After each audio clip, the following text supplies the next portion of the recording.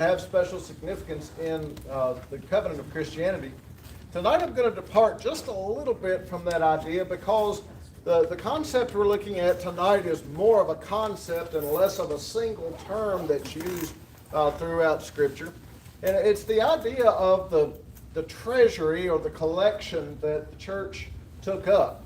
And I want to look at some scriptures that have to do with it because I think when we look at them systematically the way we've been doing, we begin to see some patterns emerging that are, to me, were very eye-opening. Okay? So tonight, as we think about the idea of treasury, I want to go back and look at a couple of passages where we have reference to the treasury that Jesus and his apostles kept before the church is founded, but during Jesus' ministry on earth. By the way, I left my iPad at home tonight, so I'm stuck with my Bible on my phone, or the little Bible that was in the glove box in my truck that I've just realized the print's so small I'm going to have to start keeping some reading glasses in the truck too. So, old eyes. John chapter 12, go there with me if you will. John chapter 12. And let's just start reading at verse 1 to get the background. Jesus, 6 days before the Passover, came to Bethany where Lazarus was, whom Jesus had raised from the dead. So they made him a supper there, and Martha was serving. But Lazarus was one of those reclining at the table with him. Mary then took a pound of very costly perfume of pure nard and anointed the feet of Jesus and wiped his feet with her hair. Then the house was filled with the fragrance of the perfume. But Judas Iscariot, one of his disciples, who was intending to betray him, said, "Why was this perfume not sold for 300 denarii and given to poor people?" Now he said this not because he was concerned about the poor, but because he was a thief, and as he had the money box, he used to pilfer what was put into it. Now, a couple of things that we can get from this text. Number one is the fact that Jesus and his disciples kept a treasury of sorts, a money box or a money bag, depending on your translation. The second thing is that evidently there was a regular or habitual use of the funds in that treasury to benefit the poor in some way. Otherwise, Judas's objection to what Mary did wouldn't have any context and wouldn't make any sense, would it? The very explanation that John gives us wouldn't fit unless Judas would have expected a contribution for the poor to have come through the treasury that the apostles kept and then gone to the poor, which would have given him an opportunity to pilfer from it, as the text says that he was in the habit of doing. And so the first thing that we observe is, one, they kept a treasury. And number two, it was evidently used to benefit the poor. Now go with me over to the very next chapter, John chapter 13 and verse 29. I think we get further evidence there for the two things that we've just said. Let's back up just a moment to verse 26. This is in the supper that Jesus was having with his disciples. And Jesus then answered that is the one for whom I shall dip the morsel and give it to him. That's the one who's going to betray me. So when he had dipped the morsel, he took it and gave it to Judas, the son of Simon Iscariot. After the morsel, Satan then entered into him. Therefore Jesus said to him, "What you do, do quickly." Now no one of those reclining at the table knew for what purpose he had said this to him. For some were supposing, because Judas had the money box, that Jesus was saying to him, "Buy the things that we have need of for the feast," or else that he should give something to the poor. Now, this introduces not only the two elements that we've just seen, but it adds a third one. Number one, they kept a treasury. Number two, the idea that he should give something to the poor is further corroborated here from what we saw back in chapter 12, that something for the poor would have made its way through the treasury. And the third thing was that the disciples supposed, if it wasn't a contribution for the poor, that perhaps Jesus had given Judas instructions to go and buy the things that were necessary for the feast. Now, remember, Jesus is observing this Last Supper with his disciples on this evening. But this is not actually the date of the Passover feast. The date of the Passover feast is going to be the day after Jesus is crucified.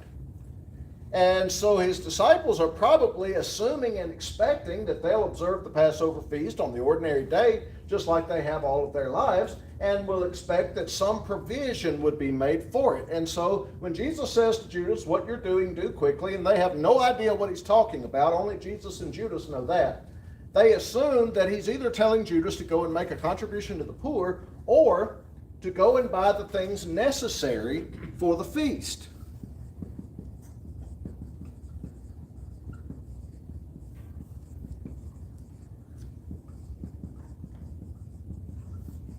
Now, I bring that up to say this. Number one, if you go back to the Old Testament and you read the passages that pertain to the Feast of the Passover, you understand that it was a feast that was ordained by God. It was commanded by God. It was a part and parcel of the ritual calendar of the Jewish year that God had set up as part of the law of Moses. And so we could say that observing the Feast of the Passover was, in a sense, worshiping God. Certainly it was at least serving God. Okay? So here we have this idea that there's a treasury that's being kept, and his disciples on 2 occasions have thought that something would be given to the poor out of that treasury, and on this occasion have some of them thought that perhaps the contents of the treasury would be used to go and buy the things that were necessary to carry out the service of God. Okay? Just some concepts here that go along with Jesus and his disciples keeping a treasure. Now, I'm going to erase this because I'm going to need this room in a minute, but keep those in mind. Caleb? I was just going to mention Luke 8, 1-3 might be part of that, where the women were contributing, and that probably went right into that money bag. Absolutely, yeah.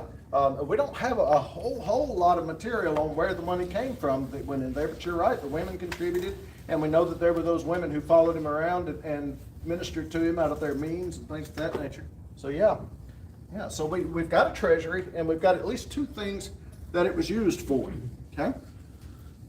Now, as far as I know, these are the only passages that speak to explicitly to the treasury that Jesus and his disciples kept, or anything that it would have been used for. Okay? But now we go to the New Testament church, and we begin to see quite a few passages that have to do with the New Testament church making various provisions that involve collecting and giving of funds or using of funds in different ways. So let's look at those. Let's start on the day, or in the chapter where the church is established. Let's go to Acts chapter 2. And we'll begin reading in verse 44.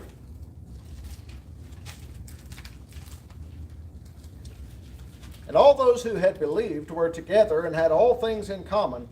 And they began selling their property and possessions and were sharing them with all, as anyone might have need.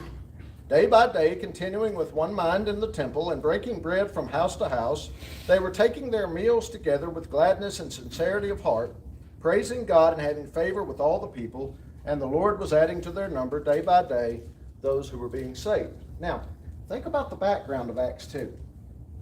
Those who believed Peter's word came from a group of people who had congregated in Jerusalem for the Pentecost feast.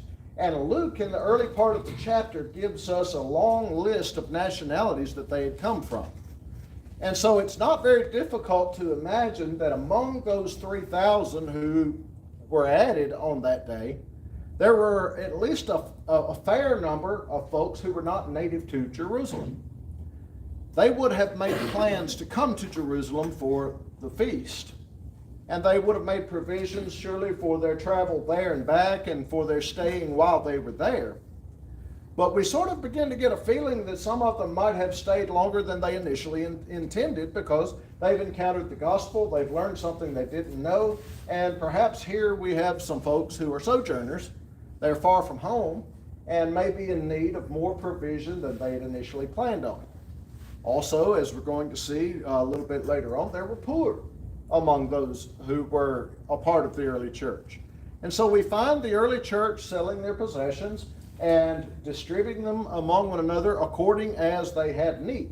We also find them meeting in the temple, yes, but also from house to house, which implies, I believe, a certain degree of hospitality on the part of those who were native, I suppose, to Jerusalem, opening up their homes, perhaps to the travelers and things of that nature. But at any rate, they're providing for one another according to their needs. So we see this idea of need-based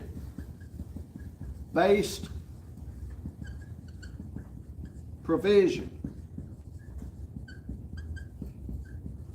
And I think we're going to see that develop further as the church continues to grow. Let's look over to Acts chapter 4. And look at verse 32.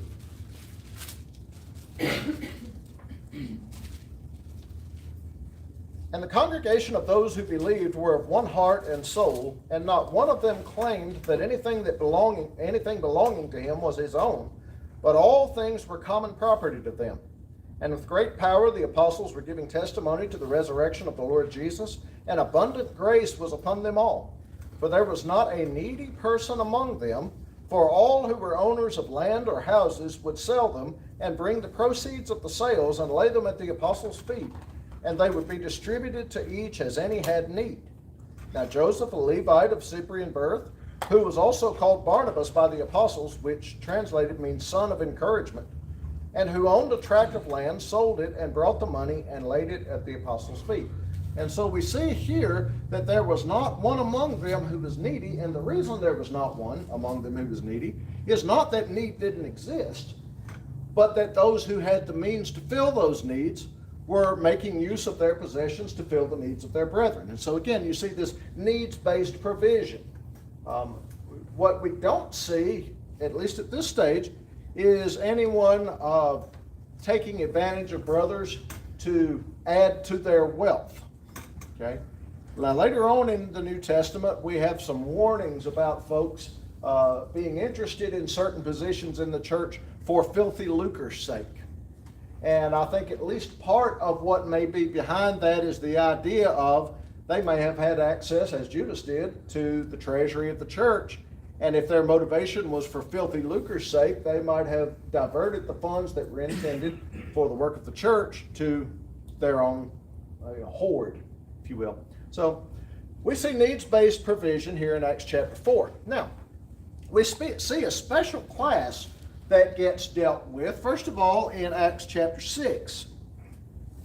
And we get the impression in Acts chapter 6, beginning in verse 1, that there has been a practice ongoing for some time of dealing with this particular class. Let's read it. Acts 6, verse 1. Now at this time, while the disciples were increasing in number, a complaint arose on the part of the Hellenistic Jews against the native Hebrews because their widows were being overlooked in the daily serving of food. Now let's stop there just a moment. Let's identify our parties here. Who are Hellenistic Jews as opposed to native Hebrews? The Greeks. Okay. That's typically what we think is maybe looking at it through 21st century glasses, is Greeks who have converted to Judaism or something like that. I think there's a little bit broader picture here. Essentially, you had Jews that were called the Jews of the diaspora, Jews of the dispersion, who lived all over the Roman Empire. Okay? And then you had Jews who lived in Palestine. And there was a certain amount of, I'm a more Jewish Jew than you, if I lived in Palestine and you came from, say, Asia Minor or Achaia or Italy or somewhere like that, right? And so it seems that somewhere along the way there has arisen a bias or a preference in caring for the Jewish widows who are native. They would call themselves Hebrews. And Paul refers to himself as a Hebrew of the Hebrews, which is interesting to me because it appears that his home city was Tarsus, which is in Asia Minor, but I don't know. But at any rate, there was certainly a sense among certain Jews, those who were native to Palestine, that their Jewishness ran deeper in some way. Perhaps because of the affiliation with the land promised to Abraham, what have you. But at any rate, we see that these Hellenistic Jews, these Jews who were not from Palestine, are in some sense being discriminated against, being overlooked in the daily serving of food, or the daily distribution. The words of food there, if you're reading New American Standard Version, are in italics, which means that the translators supplied them. It just simply, the word there is just the idea of the daily distribution. It doesn't necessarily speak to what was being distributed, although food is certainly something I think we could infer. The rest of the next 6 verses speaks to the remedy that the apostles find. They call the congregation together, have them look out among them 7 men that they can appoint to the business of seeing to the daily ministration, and they call it waiting tables, which I think lends further credence to the idea that it was food that was being distributed there. And then those men go to work, and the Word of God flourishes, and the church grows. Okay? So we see a special distribution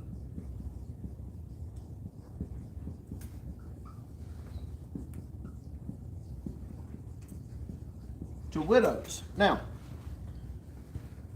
I think it's worth asking the question, although frankly I can't give you a definitive answer. Is the term widows here being used specifically to speak of women whose husband has died?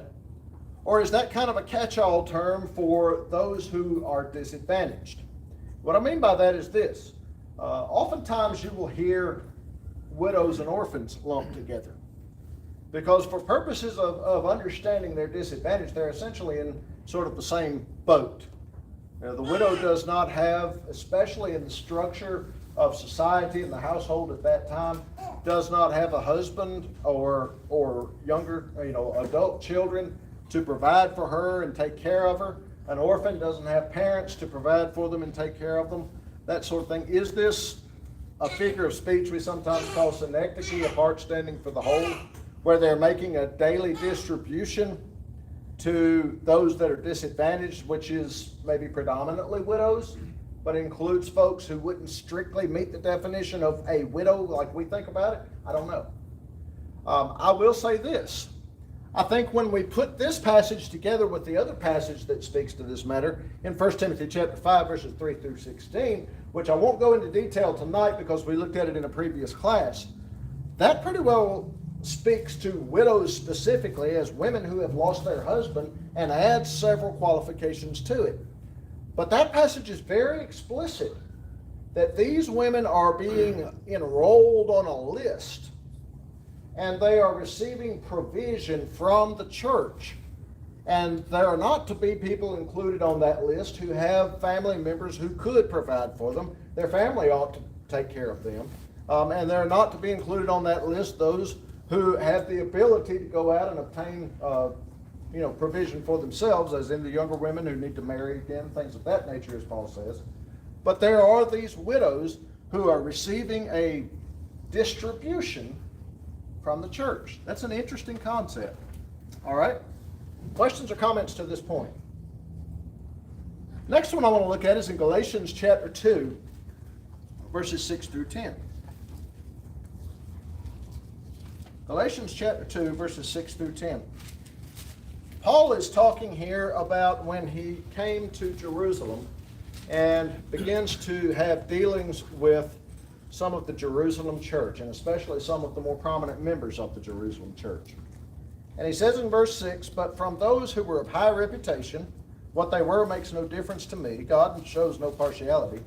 Well, those who were of reputation contributed nothing to me, but on the contrary, seeing that I had been entrusted with the gospel to the uncircumcised, just as Peter had been to the circumcised, for he who effectually worked for Peter in his apostleship to the circumcised, effectually worked for me also to the Gentiles. And recognizing the grace that had been given to me, James and Cephas and John, who were reputed to be pillars, gave to me and Barnabas the right hand of fellowship, so that we might go to the Gentiles and they to the circumcised." Now, we looked at this concept of fellowship last week, but notice here that they put a stipulation on this in verse 10. They only asked us to remember the poor, the very thing I also was eager to do. So they have a stipulation. Paul, as you're going to the Gentiles with the gospel, remember the poor. Now, what exactly is meant by that? Well, it's not specifically defined in the text. but there are a few things I think we can certainly infer. Number one, remember the poor means more than think about them from time to time, right? Because you're not benefiting the poor at all by simply thinking about them. In fact, James kind of uses that as an illustration, doesn't he, in James chapter 2, when he says, you see your brother having need and say to him, depart in peace, be warmed and filled, and yet you don't do anything to provide for him the things that are needful for the body. And he says, what benefit does that have? It doesn't have any. So clearly that's not what James and Cephas is Peter. James and Peter and John have in mind. So what do they clearly have in mind? Obviously that some sort of provision and benefit be made as a part of Paul's work with the Gentiles on behalf of those who are poor. Okay? Now that makes a lot of sense, doesn't it? When we think about that back when Jesus was on earth, and all three of these men who are speaking to Paul at this point knew Jesus. One of them was his half-brother. The other two were apostles. When Jesus was on earth, I think it's very clearly attested that his treasury was used to benefit the poor. And now they're saying to Paul, when you go to the Gentiles, make sure that you remember the poor. And Paul says, I was very eager to do that very thing. Okay? So again, we have benefit to the poor, need-based provision, and then we have this subclass of widows. There's a third category here that I want to look at that there are several passages that address, and that's the idea of fellow saints who are in distress. Probably the first exposure we have to this concept is in Acts chapter 11, right after we read about the church in Antioch. Look there with me, if you will, Acts chapter 11, beginning in verse 27.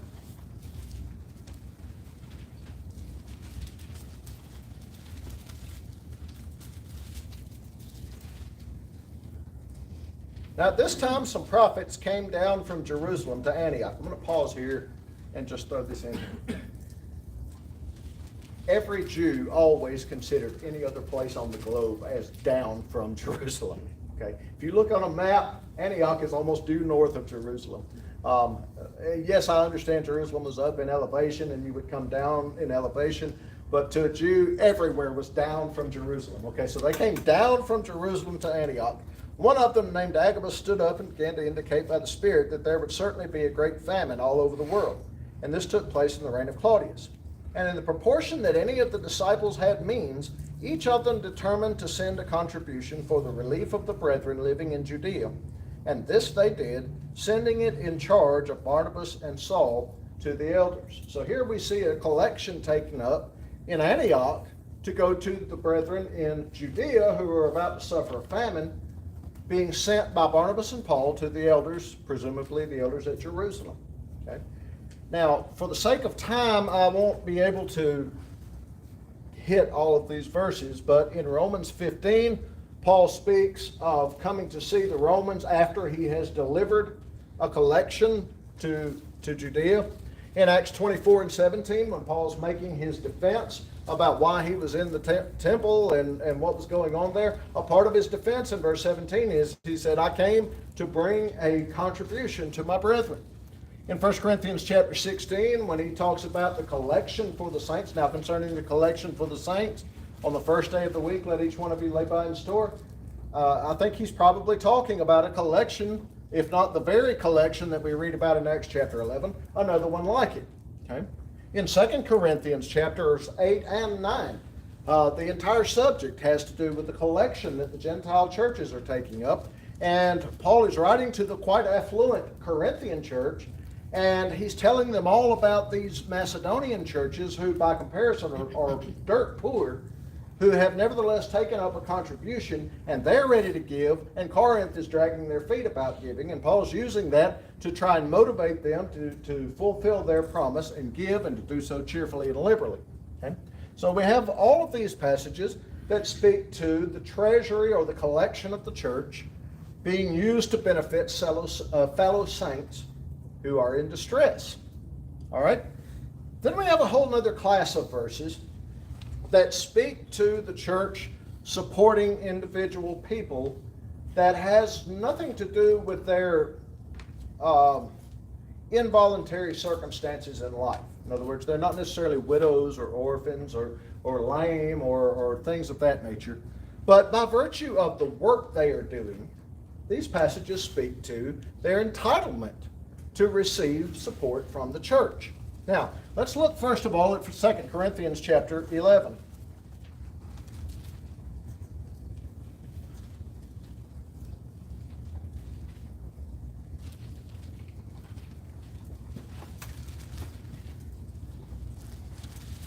Paul says to the Corinthians, speaking of the time he was with them, I robbed other churches by taking wages from them to serve you. And when I was present with you and was in need, I was not a burden to anyone, for when the brethren came from Macedonia, they fully supplied my need, and in everything I kept myself from being a burden to you, and will continue to do so. Paul explicitly there says that he received the means of his living from the Macedonian churches while he was laboring in Corinth to preach the gospel. In other words, you have a church over here providing a living to a man who is in another place preaching the gospel. Now, I would argue that what Paul is referring to there is precisely the same thing he's referring to in Philippians chapter 4 when he says the Philippians sent once and again to his need, because Philippi is located, guess where? In Macedonia. And so it may very well be that the Philippian church was the donor or was one of the donors who sent to Paul's need while he was in Corinth. Okay? Look at 3 John, verses 5 through 8. 3 John gets overlooked, and it shouldn't. It's such a beautiful little book. But John, writing to Gaius, says, Beloved, you are acting faithfully in whatever you accomplish for the brethren, and especially when they are strangers, and they have testified to your love before the church. You will do well to send them on their way in a manner worthy of God. Now watch this. For they went out for the sake of the name, accepting nothing from the Gentiles. Therefore, we ought to support such men so that we may be fellow workers with the truth.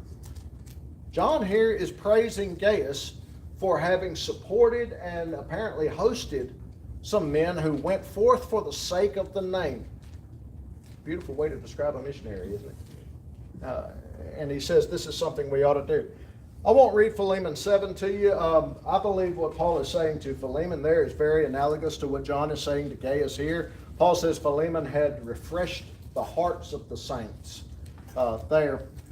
In Galatians chapter 6, verses 6 through 10, we have a passage of Scripture that I think oftentimes we quote and we don't pay attention to the overall context of what Paul is saying there. Galatians chapter 6, beginning in verse 6. Watch how he introduces this. The one who is taught in the Word, or the one who is taught the Word, is to share all good things with the one who teaches him. Now, what are you talking about, Paul? Verse 7. Do not be deceived. God is not mocked. For whatever a man sows, this he will also reap. For the one who sows to his own flesh will from the flesh reap corruption. But the one who sows to the Spirit will from the Spirit reap eternal life. What are you talking about, Paul? Talking about where are you making your investment? Keep reading. Let us not lose heart in doing good, for in due time we shall reap if we do not grow weary. Beautiful passage, but keep in its context. So then, while we have opportunity, let us do good to all people, and especially to those who are of the household of faith. Now, when you read that in its context, what does Paul say? Support those who teach you the gospel. Support those who teach you the gospel. Invest in your spiritual needs rather than investing in your fleshly needs, and God will see to the increase. All right? If you want it more explicitly, look over to 1 Corinthians chapter 9. 1 Corinthians chapter 9, beginning in verse 3.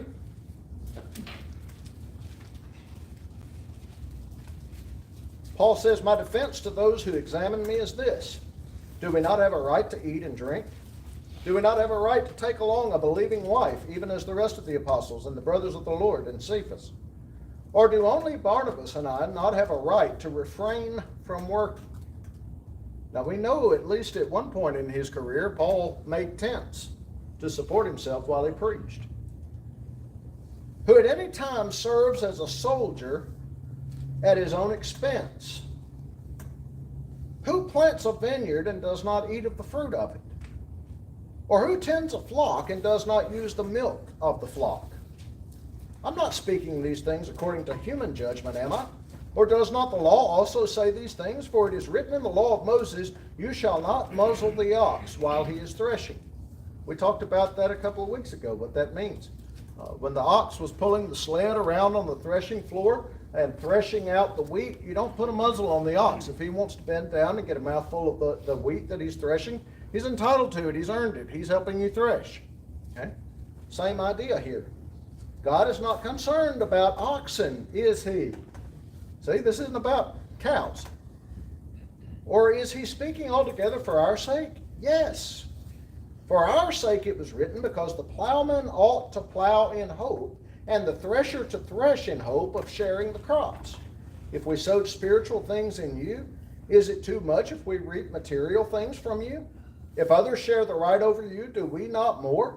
Nevertheless, we did not use this right, but we endure all things so that we will cause no hindrance to the cause of Christ.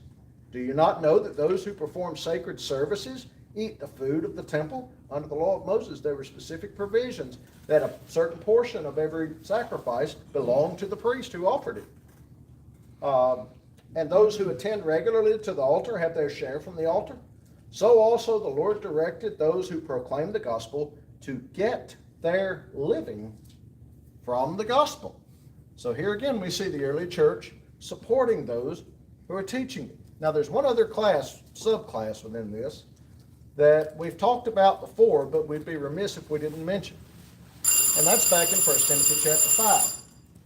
Remember the first section, the first 16 verses, give or take, of 1 Timothy 5, is talking about the church providing a living to the widows indeed.